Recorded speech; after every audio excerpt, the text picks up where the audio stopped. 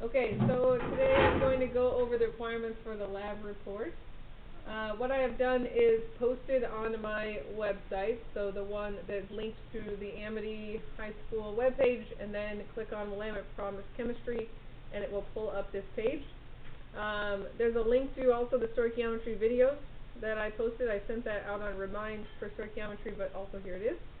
Then you will see that there are 3 different things listed here. What we're going to do today is talk about the rubric. Then going to have you get a Chromebook, and you're going to download the template and then save a copy to your Chromebook drive and then share it with me so that as you type it, I can see what you're doing, how you're making progress, and then make comments and edits through there instead of printing it. The final one you turn in to me, which will not be what to do on spring break. I just expect a rough draft by Monday after spring break. The one you turn in to me will print, and you'll attach the rubric. So let's go over the rubric. So when you click on here, it's going to pull up the rubric. The template that you're going to download is already in 12-point font, Times New Roman, double space, 1.5 inch margins, so don't mess with that. Past tense voice. The lab has already happened, so everything in the entire lab report should be in past tense. This is not English, but we are communicating our results in proper English, so you should have minor or no grammar and spelling errors, and sentences that are succinct and not wordy. So the big thing is a big difference between writing in English, which is sometimes creative and you want to explain yourself and be like flowery language. This is not science. Science is succinct and to the point. You really actually want to use the least words possible to make your point. Okay? So there shouldn't be a lot of adjectives and adverbs in there to describe things. It should just be very specific. The last one that's the hardest is the omniscient part. Omniscient means that there are no personal pronouns. So you don't say, I added silver to the tube or whatever you did. You just say that it was done. So silver nitrate and copper were combined. There is no I, we, he, it, them, us, any of those. Okay? So that's going to take some practice as you're writing it. So then if you see that you do that, you need to go back and delete those and change the format of the sentence. Okay? I have posted also right here, there's an example lab report, right? There's a lab report example here, so that you can read through it and see what the wording sounds like as an example if you're stuck when you're writing yours in the template. Yes? About how long should it be? What? The lab. So, good question, how long the lab reports are going to be. It really varies on how in-depth the lab was.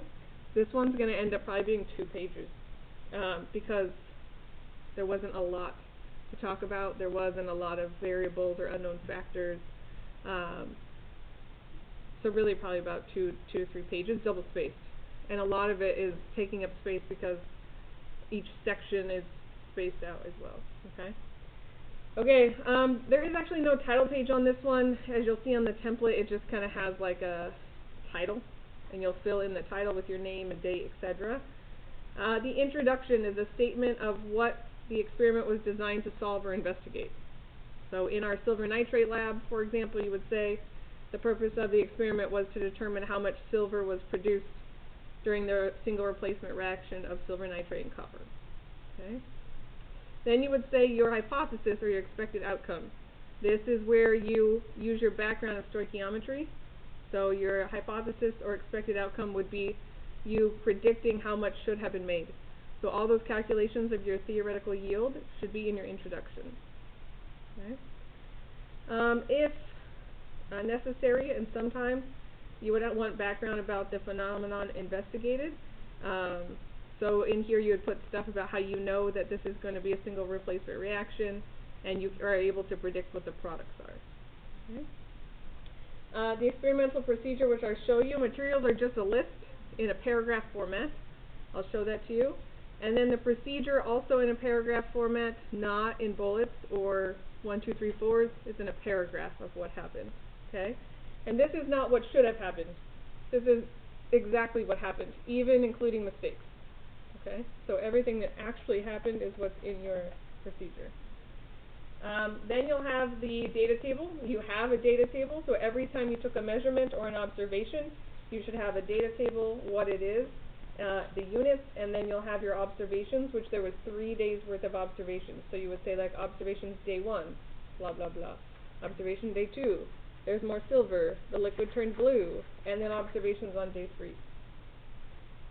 The results section is where you're going to answer and put down, so questions 1 through, so in the lab, when you're analyzing your results, right? So here's like most of the data that should be in your data table.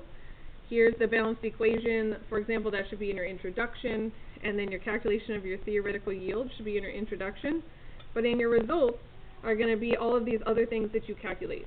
So the number of moles, the mass of silver, etc. So all of these are in your results section, okay? Including in your calculation section, the calculation of your percent yield, okay? In the calculation section of percent yield, there should also be then like the formula.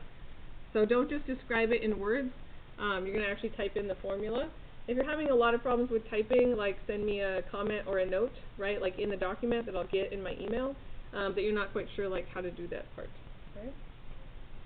The last section, which is the largest section and worth the most points, as you can see, 35 here. This one, first of all, is a clear statement of what happened. So you would say that the results of the experiment were that this much silver was produced after the reaction occurred. Then you would say whether or not this is what you were supposed to get based on your hypothesis. Then you would refer to your data tables, and you don't have any graphs in this case, and then just say your conclusion. So therefore, the percent yield was blah percent, and then you would go into explaining the limitations of your data, any errors, and what you should do better next time. Okay? So if we take a look at then the example. Many of you did this lab as freshmen, but some of you didn't. This was the relationship between temperature and pressure.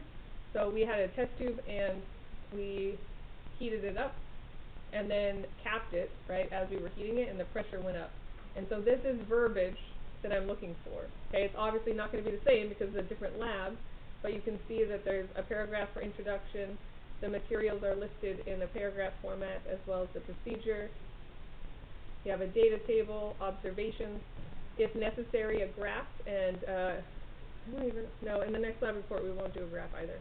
So if you take physics with me, then I'll teach you how to make graphs on Excel and then post them into your Word document, but we won't be doing that in here. Here's example calculations, right? So it is possible to make calculations in Word format, and then here's example conclusions. So as you can see, this is 3 pages long, right? This is actually not double spaced either. So I guess then this one would be more like 6 pages. I don't know. But you don't double space this page. That's silly. Okay. So what you're going to do now then, you're going to get a Chromebook in a minute. I'm going to assign you a number. You're going to go to this website. You're going to open up this lab report template. Open it with Google Docs, like so.